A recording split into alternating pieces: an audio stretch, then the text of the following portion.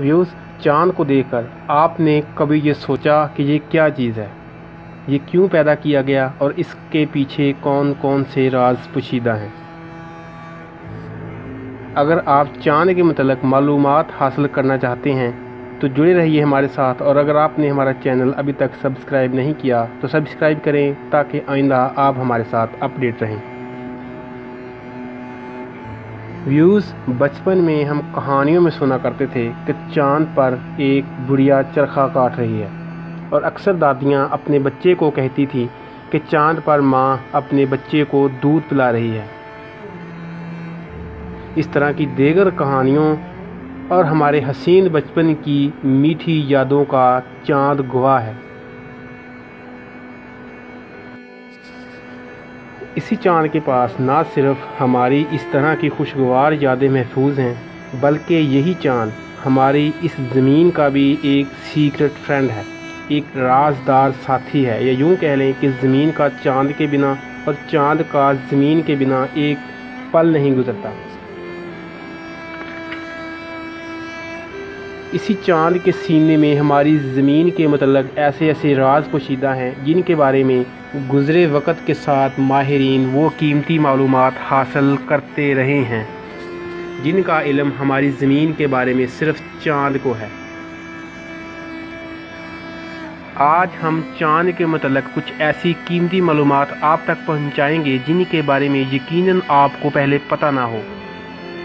Views, बहुत अरसे पहले यानी 4.5 बिलियन साल पहले की बात है, जब हमारी ज़मीन मरीख जितनी बड़ी थी, लेकिन इतनी बड़ी होने के बावजूद भी हमारी ज़मीन अधूरी थी। इस अधूरी और नाकाबिल रहाइश ज़मीन के वजूद के आने के 30 मिलियन साल बाद इस ज़मीन पर लावे का बसेरा था, और हर तरफ लावा ही लावा बहता था, और हमारी ज़मीन पर इस वक्त आसमानी बिजली ज़ोरों से गरजती बजती थी। फिर इसी सना में एक बहुत बड़ा पत्थर हमारी ज़मीन से टकराया, और यूं हमारी ज़मीन से कुछ टुकड़ा टूट कर हमारी ज़मीन के मदार से निकलकर खला में ज़मीन से बहुत दूर चला गया। खला में ज़मीन से दूर जाने की वजह से ये कुछ अलग महसूस होने लगा, और यूं ज़मीन से अलग होने वाला हिस्सा खला में अटक कर चाँद कहलाया। लेकिन उस वक़्त ये ज़मीन से काफ़ी नज़दीक था, इतना नज़दीक कि इसका साइज़ आज के किसी बड़े बादल जितना लगता था।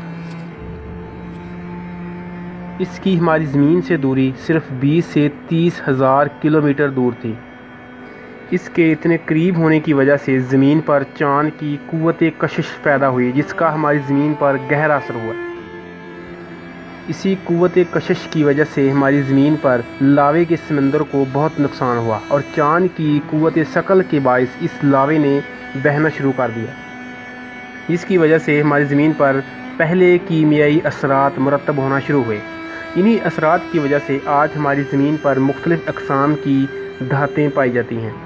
इसके बाद जब ये कीमियाई अमल ख़त्म हुआ तो हमारी ज़मीन पर लावे का बहना बंद हुआ, और हमारी ज़मीन ठंडी हुई, और इस ठंड की वजह से ज़मीन पर बाकी रह जाने वाले लावे की बैरूनी सतह छिलके की तरह हो गई। तब हमारी ज़मीन पर शहाब साकब की बमबारी शुरू हुई। ये बमबारी 1-2 दफ़ा नहीं बल्कि कई 100 मिलियन सदियों तक जारी रही। ये आखिरी और पहली बमबारी थी जो इस पर हुई। चाँद पर मौजूद घरों के निशान भी इस बात की गवाही देते नज़र आते हैं, और चाँद ने इसी राज को अपने सीने में दफन किया हुआ है। इस सख्त तरीन बमबारी की वजह से चाँद हमारी ज़मीन से दूर होता गया और एक ख़ास मदार में चला गया, जहाँ आज ये ज़मीन के गिर्द घूमता है। और ये चाँद की ही कुव्वत कशिश है जिसकी बदौलत समंदरों दरियाओं का पानी एक ख़ास मुकर्रर हद और समत से चलता है। इंग्लैंड में समंदरों का पानी 30 फुट तक ऊपर उठता है। ये चाँद की ही कुव्वत कशिश का कमाल है, और ये चाँद ही है जिसकी वजह से हमारी ज़मीन ख़ास वक़्त में अपने मदार के गिर्द घूमती है, और इसी गर्दिश में हमारे दिन और रात जन्म लेते हैं। और कैलेंडर भी चाँद के भरने और घटने की वजह से तश्कील पाए। हमारे समुद्रों का रुख भी एक ख़ास रास्ते पर बहना ये भी चाँद की वजह से ही मुमकिन हुआ, और मौसमी निज़ाम तश्कील पाए। फ़र्ज़ करें कि हमारी ज़मीन का निज़ाम ہمارے دن رات، ہمارے کیلنڈر، یہ سب چاند کی وجہ سے ہے۔ اگر چاند نہ ہوتا تو کیا ہوتا؟ یقیناً اگر چاند نہ ہوتا تو ہمارے سمندری نظام تباہ ہو چکے ہوتے۔ چاند کی قوت ثقل کی وجہ سے زمین اپنے مدار میں رہتی ہے۔ اگر چاند نہ ہوتا تو قطب شمالی اور قطب جنوبی کا تصور ہی ختم ہو جاتا، کیونکہ زمین کا اپنا کوئی راستہ نہ ہوتا اور زمین اپنی مرضی سے گھومتی، جیسے ہمارے نظام شمسی میں دوسرے آوارہ سیارے گردش کرتے ہیں۔ فرض کیجئے اگر زمین کا اپنے مدار میں گھومنا بند ہو جائے تو ہمارے وقت کا نظام جو کہ 24 گھنٹے پر مشتمل ہے درہم برہم ہو جائے۔ کبھی یہ 8 گھنٹے کا ہو جائے گا، کبھی 100 گھنٹے کا، یا کبھی اس سے بھی زیادہ یا کم۔ اس کے علاوہ چاند ہمارے حیاتیاتی نظام کے لیے لازم و ملزم ہے، کیونکہ سمندری جانداروں کے لیے لہریں بہت ضروری ہیں، جو کہ چاند کی قوت ثقل کی وجہ سے پیدا ہوتی ہیں۔ اگر لہریں نہ ہوں گی تو ان کو آکسیجن کی مطلوبہ مقدار نہ ملے گی اور حیاتیاتی نظام خطرے میں پڑ جائے گا۔ ویوز، اگر ہم تاریخ کی ورق گردانی کریں تو تاریخ ہی اس بات کی شاہد ہے کہ اس زمین پر چاند نے انسانوں کو ہمیشہ سے ہی رات کے اندھیرے میں ہر طرح کی رہنمائی عطا کی۔ یہ چاند ہی تھا جو کہ رات کو بھٹکے ہوئے کارواں کو اپنی قیمتی روشنی عطا کرتا اور ان کو راستہ دکھاتا۔ چاند ہی کی روشنی میں یہ کارواں اپنی منزل تک پہنچتا تھا۔ آج بے شک رات کو چاند کی روشنی کی جگہ انسان کی پیدا کردہ بجلی نے لے لی ہے۔ کیلنڈری نظام بھی ضعیف ہو چکے ہیں، لیکن پھر بھی اگر چاند نہ ہوتا تو اس زمین پر انسان تو کیا، کوئی حیوان یا کوئی بھی جاندار پیدا ہی نہ ہوتا۔ اب ہم چاند کے متعلق دلچسپ حقائق بیان کرتے ہوئے یہ بتاتے چلیں کہ بے شک 14ویں کا چاند اور سورج زمین سے ایک ہی سائز کا نظر آتا ہے، لیکن سورج چاند سے 400 گنا بڑا ہے اور اس کی اپنی روشنی ہے، جبکہ چاند کی اپنی روشنی نہیں، یہ بھی سورج کی روشنی سے جلتا ہے۔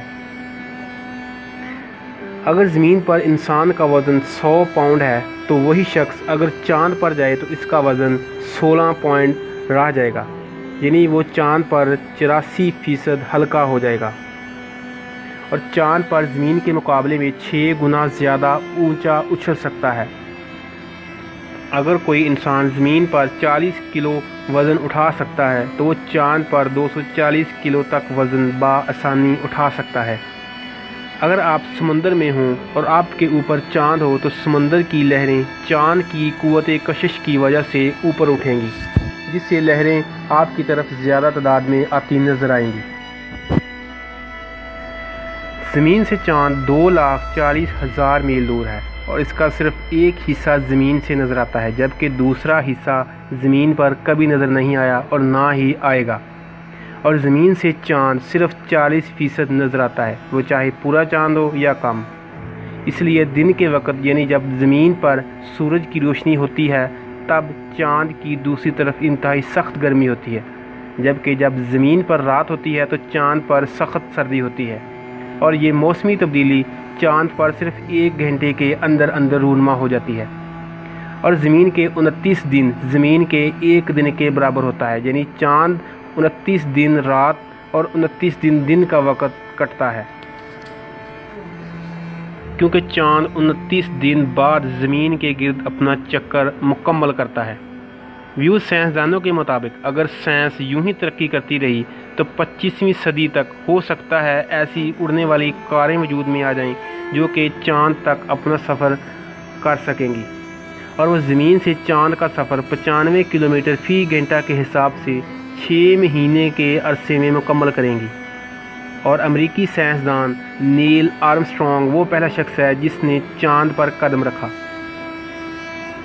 اور اگر بات کریں چاند گرہن یا سورج گرہن کی تو سائنسدانوں کے مطابق چاند کی اپنی کوئی روشنی نہیں، اس لیے وہ سورج سے روشنی حاصل کرتا ہے۔ اگر درمیان میں ہماری زمین آ جائے تو سورج کی روشنی چاند تک پہنچ نہیں پاتی، اس لیے ہمیں چاند گرہن نظر آتا ہے، اور اگر چاند پر پہنچ کر زمین کو دیکھنا ہو تو زمین نیچے کی بجائے اوپر آسمان میں ایک ہی جگہ ساکن نظر آتی ہے۔